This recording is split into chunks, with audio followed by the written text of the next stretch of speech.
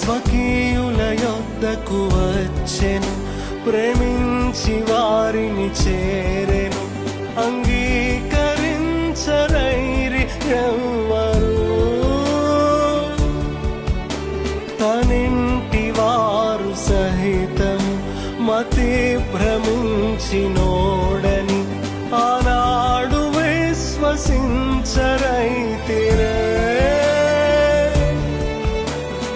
ఒకరికైనా అర్థమవలే ప్రభువు ఎందుకొచ్చాడని, ఎవరు లేని ఒంటరల్లే జీవించేనా స్వామి ఈ భూమిపై. తన తండ్రి చిత్తము నెరవేర్చడమే దర్శనం, తన తండ్రి పనిని తుదముట్టించుటయే ఆహారం.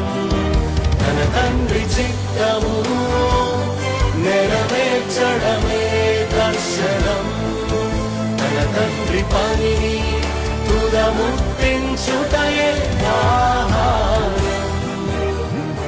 కుమారుడై ఉండి విధేయత నేర్చెను, తను పొందిన శ్రమల వలనే